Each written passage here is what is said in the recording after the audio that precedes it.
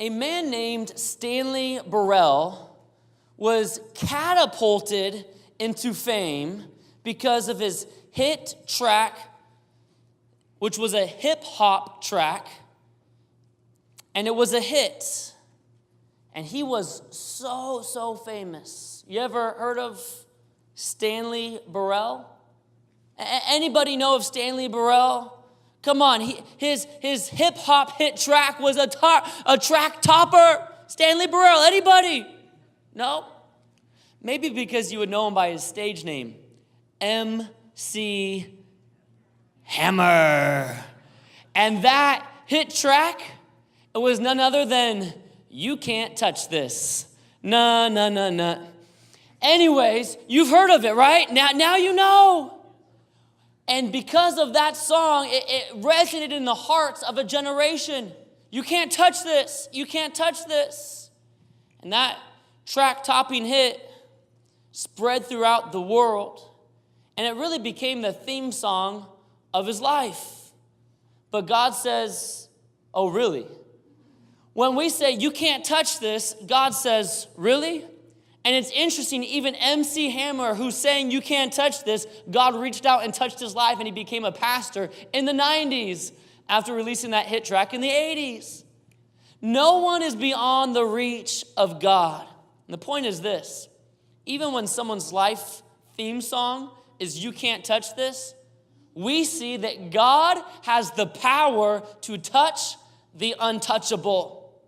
You see, we've called this series Gods and Kings because in the Gospel of Matthew presents Jesus as God and King. But I haven't explained to you how that's done. And maybe by this point you're wondering, the series is called Gods and Kings. I only believe in one God, and it says gods. Well, notice it's the lowercase g, but anyways. It's because kings in that day wanted to be worshipped as gods. But Matthew is presenting Jesus as God, the only God, and as the only true King. But maybe you've been wondering what the gods and kings and how Jesus is really presented as king. Maybe you haven't really seen that laced through the previous studies, and I really haven't taken the time to explain that. But today, you don't have to wonder any further, because I want to talk to you a little bit about what we studied thus far for the first 7 chapters and how Matthew presents Jesus Christ as king. First, in chapters 1 through 4, we see the person of the king. The person of the king. Matthew 1 through 4. And in the first 4 chapters, Matthew makes his case that this person can be king. You see, he starts off in the beginning of the gospel with the heritage of the king. As he goes through the line of Jesus Christ, following it through King David, the firstborn all the way through. And so we see the heritage of the king, the royal line, that Jesus truly was the rightful heir to the throne, for he was the son of David.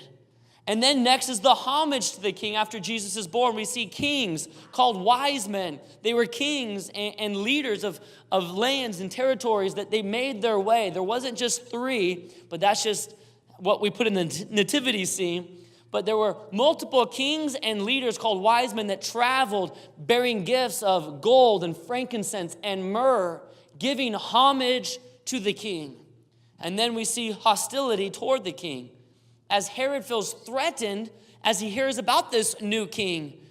And so not only kings recognize Jesus as king, but now Herod, feeling threatened by this new king, tries to execute Jesus by commanding that all children 2 and under would be put to death, male babies in that territory, in that region. Because of the hostility towards the king, Herod felt threatened. And then we see the heralding of the king with John the Baptist proclaiming the coming king. You see, in that day, whenever a king would arrive, there would be a herald that would go before saying, the king is coming to prepare the people for the coming king. And John the Baptist said just that, I am the one who prepares the way. He recognized that he was the herald of the king. And not only that, but the hearing of the king. In Matthew chapter 4, Satan had Jesus on trial. Satan says, if you are the Son of God, he had a hearing, if you will, or a trial to say, if you really are, to question the kingship and divinity of Jesus. And then we see, lastly, in chapter 4, the headquarters of the king, as Jesus sets up shop, if you will, where Jesus begins to minister out of the Capernaum area in that region. And then we see in Matthew chapters 5 through 7, the principles of the king. You see, the first 4 chapters were dedicated to who Jesus is. But then in chapter 5, we see the Sermon on the Mount, the principles of the king. That is the constitution of the king. Jesus, in Matthew chapter 5 through 7, in the Sermon on the Mount that we took many weeks to go through, he was giving the Constitution. You know, our government, our founding fathers wrote one of the best documents that any government has ever seen in our world history, our Constitution. But that Constitution that's been studied and admired by world leaders around the world for centuries now doesn't compare at all to the Constitution of the kingdom, of Christ's kingdom, when he sets up his kingdom and what it will be like. And that's what we see in Matthew chapter 5 through 7. Then now, beginning in Matthew chapter 8, Matthew records a series of 10 miracles that Jesus performed in the presence of his disciples to show, number 3, the power of the king. So we have the person of the king, chapters 1 through, come on, church, chapters 1 through, good. And then chapters 5, 6, and 7, we have the principles of the king. And now in chapter 8 and 9, we have the power of the king. In our passage today, we see the power of Jesus to touch and to change man's life forever. And I believe today, as we look at these stories over the next couple weeks, that we have the opportunity to see that God has the power to touch and to change our lives forever. Maybe a person is here today that you thought you were untouchable by God, that you were unreachable, that God couldn't help you, or that you've gone too far, or that you've sinned too much, or that you've said no too many times. But I believe that God has us here today so that we would know that Christ can touch even the untouchable, and that no person is beyond the reach of God. Even if your life's theme song is MC Hammer's "Can't Touch This," God would say, oh yes, I can. And I only can touch it, but I can heal and I can restore. So let's look at Matthew chapter 8, beginning in verse 1. When Jesus had come down from the mountain, great multitudes followed him. And behold, a leper came and worshiped him, saying, Lord, if you are willing, you can make me clean. Now, to fully understand all the dynamics of the story, you have to truly understand what leprosy was to people in that day. There was only about 56 cases of leprosy in the nation in this past year. Very, very extremely rare disease. Still around to this day, but now curable and now also preventable. But in that day, it was not curable and would bring about deadly ramifications. You see, leprosy in that day was a life-threatening infectious disease, believed to be contracted either by physical contact or catching it through an airborne exposure, making it extremely contagious because you could get it multiple ways. And there was no known cure in that day or even a treatment for it. So people were extremely afraid of it. You can imagine so. It would change your life forever. People did not want to come into contact. Even from 150 feet away, they would run because of the fear of leprosy. Now we know from studies of leprosy that leprosy would begin beneath the surface of the skin and would attack the small nerves on the skin, resulting in a loss of sensation where you would lose feeling. You couldn't feel anything. And the first outward sign usually would be discolored patches on the skin where there would be no feeling. But then because of the nervous system being attacked, muscle paralysis would often also set in, which would cause clawed fingers, paralysis of limbs and joints. as well as a lot of times paralysis in the face, where your eyelids would actually stop working and stop blinking. And so blindness, although not caused by leprosy, was one of oftentimes the outcomes of having leprosy, because your eyelids would no longer be able to react and blink, and oftentimes things would get in your eyes, or you would have things in your eyes that you wouldn't be able to feel, causing great irritation and eventually blindness. And then eventually, because of the dry patches and the loss of the nervous system, you would begin breaking out with bumps and oozing sores that would be horrible, horrible stench. And that was what leprosy was. It was a disgusting disease that was highly contagious, that nobody wanted because it destroyed lives. Now, the Bible takes leprosy, that disease, and uses it as a physical picture of what sin does to you spiritually. Of what leprosy does to you physically, the Bible says it's the same thing of what sin does to you spiritually. Isaiah chapter 1, verse 5 and 6 uses the description of leprosy to describe exactly what sin does to a person. You could put it this way: leprosy is a picture of sin.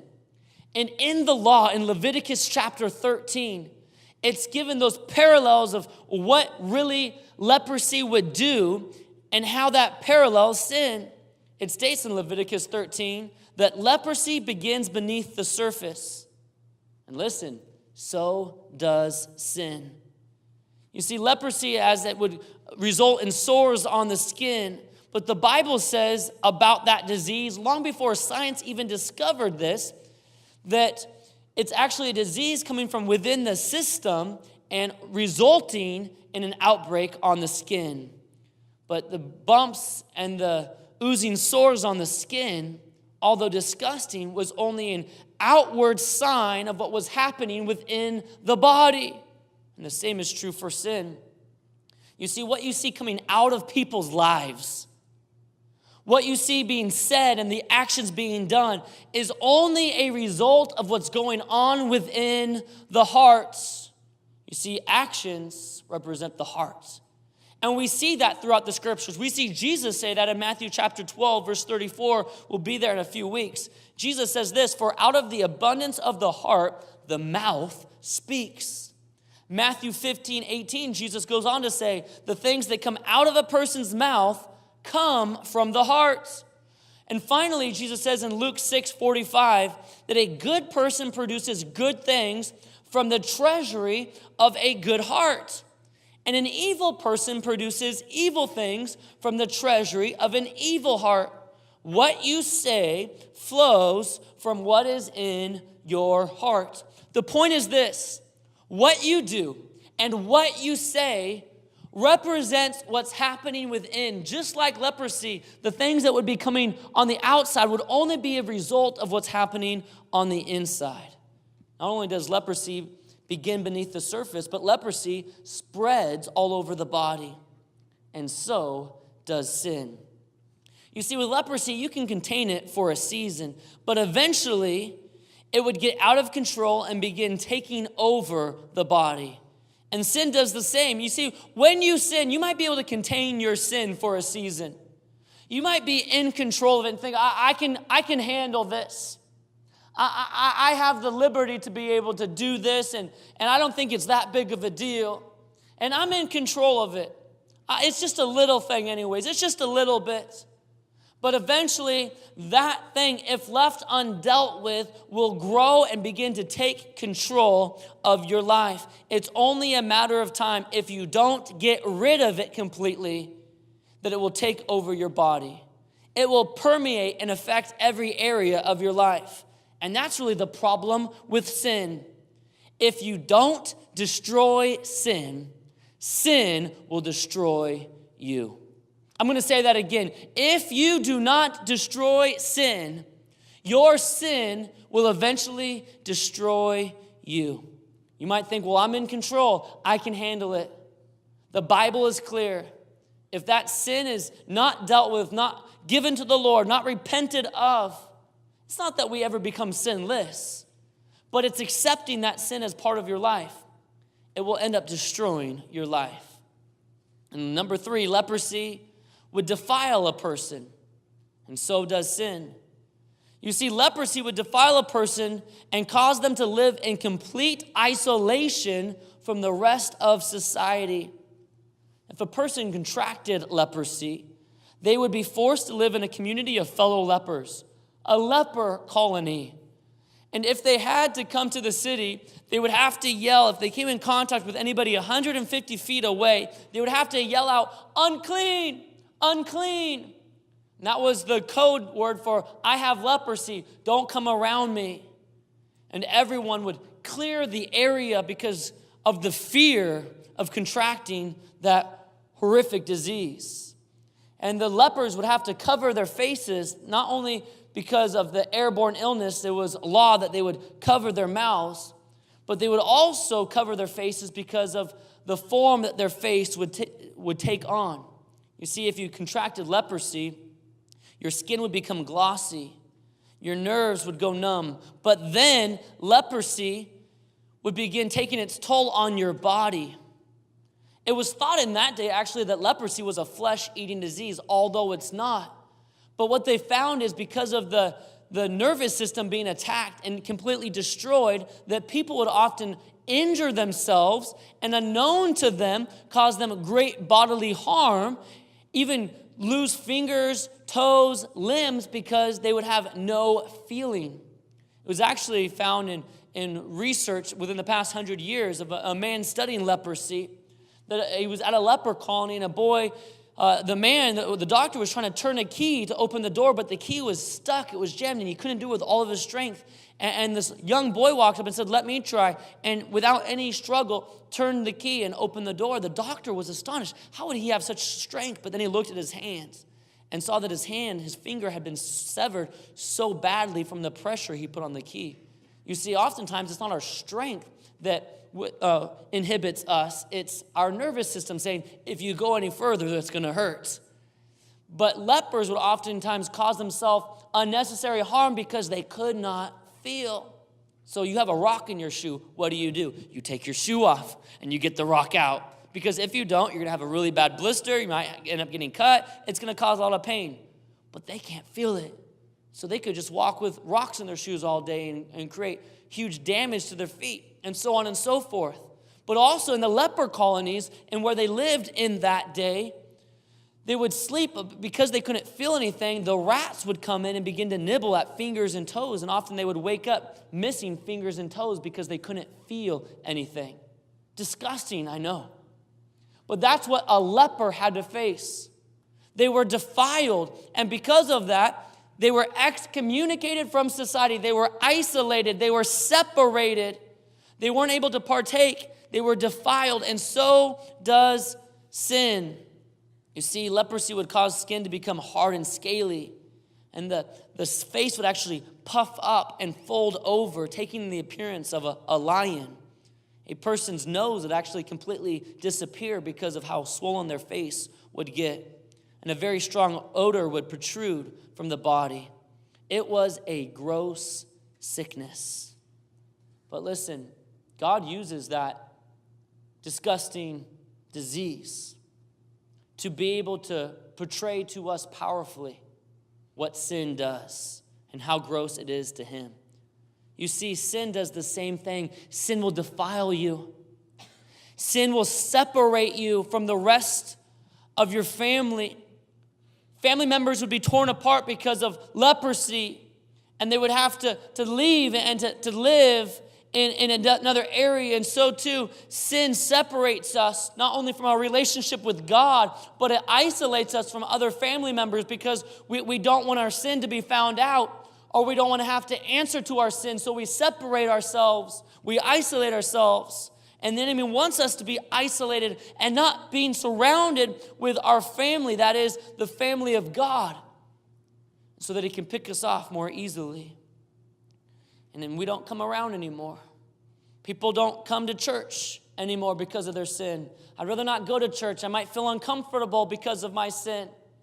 Or I'm not going to read my Bible anymore because, of what I did yesterday. Or I don't think I can pray today. And sin separates, just as leprosy does. Leprosy also was extremely contagious, as I mentioned earlier. But so is sin.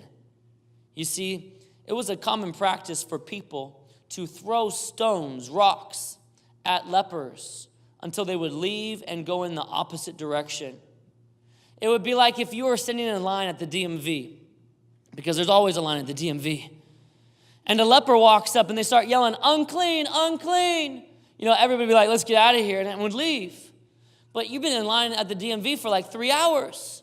So you don't want to leave and get out of line. You don't have to come back to the DMV. So what they would do is they would just pick up rocks and say, no, you get out of here. And they would just start throwing rocks at the leper to make them go in the opposite direction. Because lepers oftentimes would use their sickness as a benefit. Like, oh, there's a long line? I'll just become a leper. But because you could get rocks thrown back at you, people wouldn't say, hey, let's just pretend that we're lepers. We'll cut the line at the DMV. That wouldn't happen because you could be stoned literally to death of the rocks that were hurled at you. And so lepers were treated dishonorably, and because their sickness was so contagious. And so too is sin. You see, when you come in contact with people, your sin spreads. What do I mean by that? Your sin never only affects you. Do you realize that? What you do never only affects you. People say things like, it's my body. I can do what I want. And so people continue a life of sin, but do you realize it affects everyone in your waking path? It's a ripple effect, and it spreads. It spreads to people all around you. It has damaging effects to your friends and family around you, to your spouse, to your children, to your parents, to those that are close to you, and even those that aren't. If you don't think sin spreads, tell that to the parents who lost their young child being hit by a drunk driver. Sin spreads. Sin never only affects the person sinning. It affects people all around. And that's why leprosy was such a powerful picture of sin, because like leprosy was so contagious and it would spread, so too sin affects and it permeates people all around us. Not only affects us in that way, but it's contagious in another way.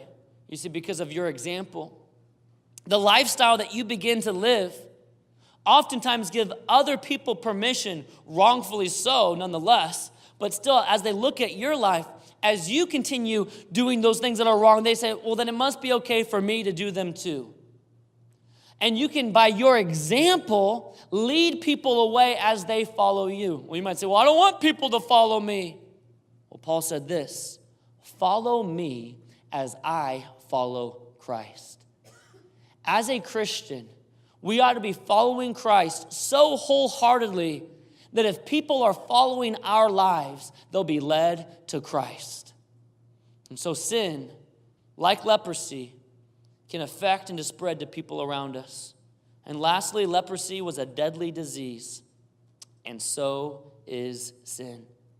Leprosy in that day would be similar to the AIDS virus today. It would affect you permanently with no known cure. And leprosy would eventually kill you. And so would sin. And so does sin. You see, sin left undealt with will eventually cause spiritual death. And now, knowing about leprosy, we can have a fuller understanding of what Jesus actually does, because in chapter 8, verse 2, this man that's a leper, that's been excommunicated from society, that's unclean completely, now he comes to God Almighty, Jesus Christ. He walks up to him and he says to Jesus, Lord, if you are willing, you can make me clean. Something that had never been done before. You see, what I want us to see in verse 2 is this man with this dirty, deadly, contagious disease comes to Jesus with this gross sickness, and he comes before the presence of the Lord and begins to worship him. That would take great faith. That would take such great faith to approach Jesus. Now, if you had leprosy It would take you great faith to go into anyone's presence, not knowing how they would respond. If you would approach people with, you would be going with great hesitation. I'm not sure if this is a good idea because you wouldn't know if they're going to throw rocks at you, potentially hurt you, or even kill you. But this man, he had great faith to approach Jesus. Hebrews picks up on this very theme. It says in Hebrews chapter 4, verse 16, "Let us, therefore, come boldly to the throne of grace, that we may obtain mercy and find grace to help in time of need."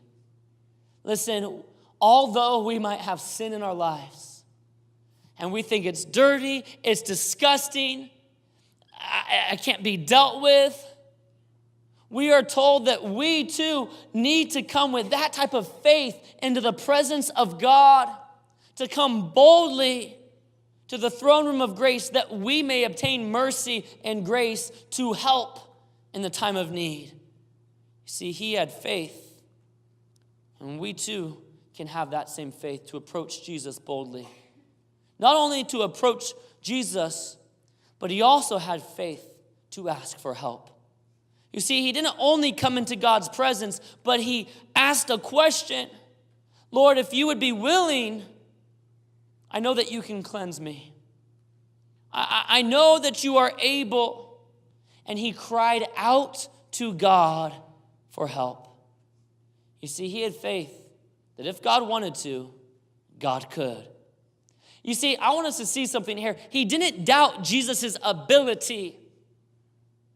He doubted Jesus' willingness. And although he had great faith and he came into God's presence and said, Lord, I know you can do this if you want to, he was unsure if God would be willing to deal with it. And sometimes when we, in our sin, we wonder, this is pretty bad, or I can't believe I did that, or that's disgusting, or that's dirty. I wish I didn't do that. I wish I didn't go there. I wish I didn't have this story in my past. But we stand knowing that God could forgive us, and that God is able to forgive us. But we're wondering if God would be willing to again. Would God want to work in our lives that way? And we do the exact same thing. Lord, if you want to, you could heal my marriage. Lord, if you want to, you could restore the relationship. Lord, if you want to, you could save my child, take away this habit, free me from this bondage. God, I know that you could, but the question is, will you? And look how Jesus responds. In verse 3, it says this, "Then Jesus put out his hand and touched him, saying, I am willing, be cleansed." Do you realize that Jesus never, not once, refused anyone who came to him for help or for ministry? He never said, I don't have time for this right now. You need to make an appointment. Maybe see me next week. Jesus was so full of grace and mercy that whenever someone came to him, he was always willing to do what was needed in that person's life at that very moment. So generous, so gracious. And you might say, well, that's great. But the same hasn't been true for me in my relationship with God. You see, I've been praying that God would work in that person to save that person. Maybe you've been praying, Lord, if you're real, then I need you to change me, and I really haven't seen anything. I've been praying for God to do something, and he hasn't. Well, the Greeks actually in Jesus' day had a saying, and it was this: if the gods were angry with you, they'll answer all of your prayers. The point was this: oftentimes what we ask for isn't what's good for us. And we can pray and pray, God, do this, and God, do this, and God, do this. But because God is gracious, he doesn't often or doesn't always answer all of our prayers. Sometimes we ask for things and God's answer has to be no, because if God gave it to you, it would be detrimental to you. That's why James 4:3 says, you ask and do not receive because you ask amiss that you may spend it on your pleasures. If God is willing to give you his only begotten Son, then you have to know that God will not withhold anything from you if it is good for you. But Jesus cares about us enough to be able to say no if no is the best. But if yes is the best, you can guarantee he's going to say yes. He will always do what is best. So what should we do? Well, James says in the previous verse in James 4:2, yet you do not have because you do not ask. Oftentimes we ask, and we might ask amiss, so God says no because God filters our prayers and won't answer the prayers that aren't good for us. But oftentimes we don't have because we stop asking, or we don't even ask because we're wondering, we don't think God would. We know he could, but we don't think he would, so we just don't ask. I wonder how many lepers in that leper colony, the thousands upon thousands of lepers that were in that region in that day, who would have had the same opportunity to come to Jesus and simply ask, but never did, and because of that, were left in the same condition for the remainder of their lives. You see, we're told that this man came to Jesus and he asked. And I wonder how many thousands of other lepers in that area at the time didn't come to Jesus, but after seeing this man healed, wish they would have. You see, only one came to Jesus, but because this one came to Jesus, he was healed.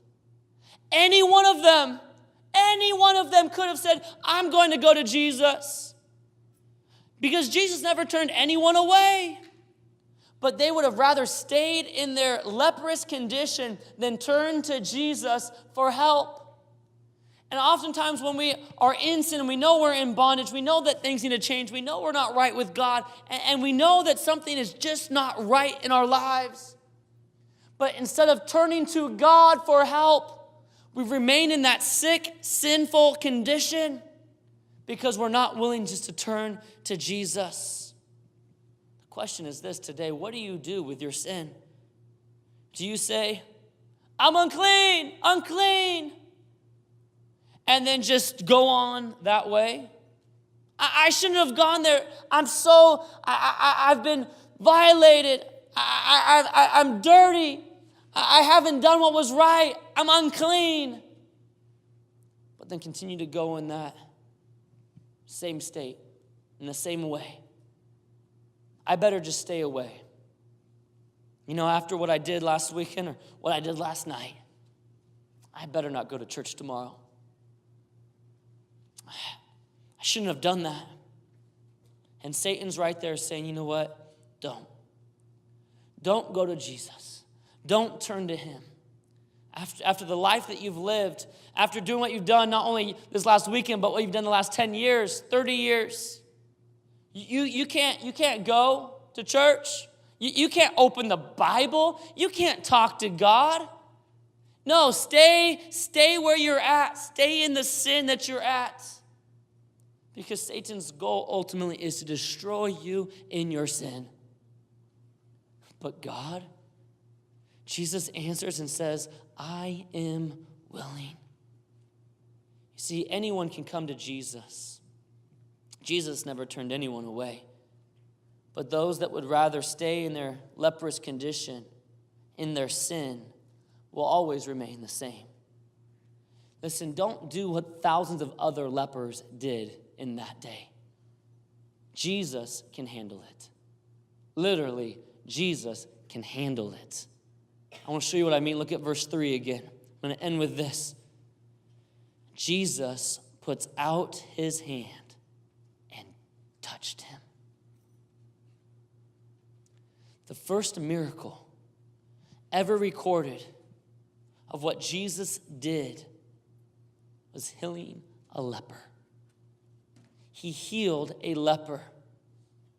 And I believe it's because God wants us to know and realize that the miracle that he did then, the very first work that he did, can be the same exact thing he can do for you.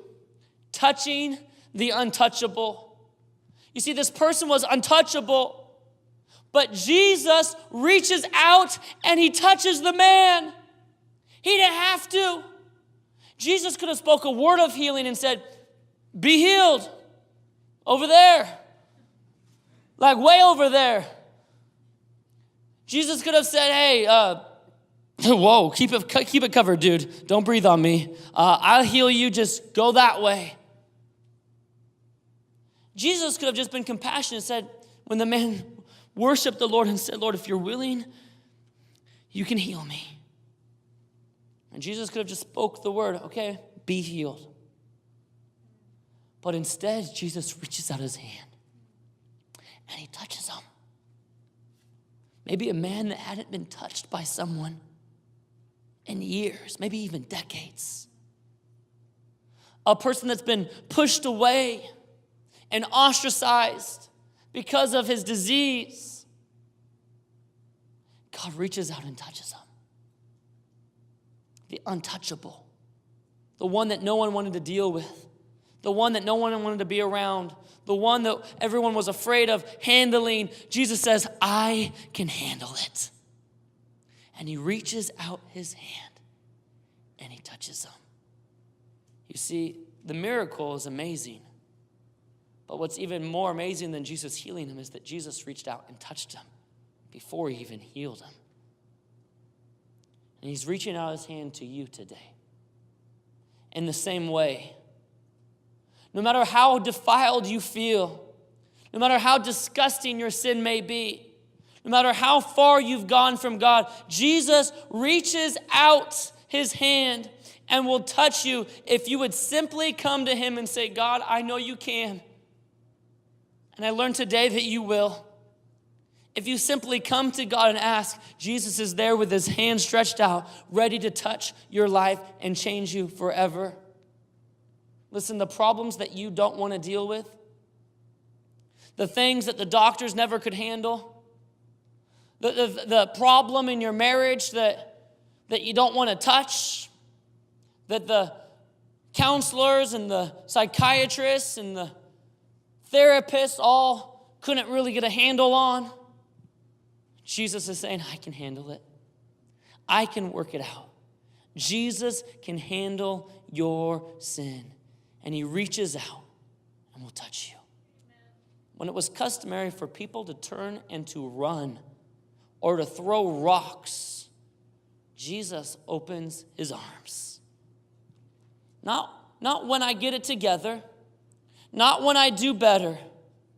And people say this, well, you know what? I'm going to do better for a little while and then I'll come back to church. Or I'm going to try to change my life and get cleaned up and then I'll come to God. Listen, if you try to get cleaned up before you come to God, you will perpetually find yourself never getting better. People say, when I get it together, then I'll let the Lord touch my heart and change my life. You will never get it together unless you let the Lord touch your heart and to change your life. Jesus can handle your sin, and he is willing to do so. And so Jesus says, I'm willing. And it says this in the end of verse 3, immediately his leprosy was cleansed. You see, when Jesus touches a life, there's an immediate change that happens. An immediate change. It's not that we become perfect right away. For the process of sanctification, that's setting apart, becoming more like God and less like the world. That's a process as we walk through life. But there's an immediate change. That sin that's left undealt with, that thing that's causing destruction is healed. And God is willing. But listen, God is not only willing to heal, but watch what Jesus does in verse 4. And Jesus says to him, see that you tell no one, but go your way, show yourself to the priest, and offer the gift that Moses commanded as a testimony to them. You see, in Leviticus 14, there was a certain ceremony that God instituted into the law that if a leper became cleansed, he could go and offer a sacrifice at the priest. The priest would examine the person and realize, okay, this guy doesn't have leprosy, and he would be restored and reintroduced back into the community.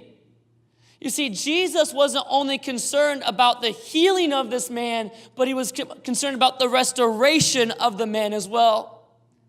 And in our sin, God doesn't say, I'm just going to forgive your sin. You don't have to worry about it anymore. It's forgiven. I paid the price. But God also says, I want to restore you into the life that I've created for you to live. I want to restore you into all that I have for you. I have a future and a hope for you, and I want to see you fulfill the reason in which you were created. I want to restore you. And that's what Jesus Christ offers to you today. That he can be restored. That she can be restored. Not only forgiven of sin, but restored into a right relationship with God. And when it comes to our own sin, God's not only willing to free us from a life of sin that will destroy us completely, but he wants to restore you into the life that he has created for you. So all we have to do is come to the feet of Jesus, like this man did. And Jesus says, go to the priests, offer the sacrifice for a testimony to them. Why would it be a testimony to them? Because they've never seen it before, because it never happened before. God, thousands of years previous, put it into the law for this very time that a man that could be healed could also be restored. And it would be a testimony of what God would want to do to them. But I don't believe it's just to the priests in that day. I believe it's to us today. You see, a testimony is simply a story of what God has done in a person's life. And when you realize that God has worked in people's lives, and as I look around this room and knowing many of your stories and what God has done in your life and how he's changed your life, that's a testimony to them. To who? To those who would come and wonder, I think God could, but is he willing? And we see that Jesus is willing, that none would perish, but that all would have everlasting life. Jesus is willing today to reach out his hand and to touch you in a way that your heart has never been touched, in a way that your life has never been touched before. If you simply would say, Lord, I'm here. Touch me.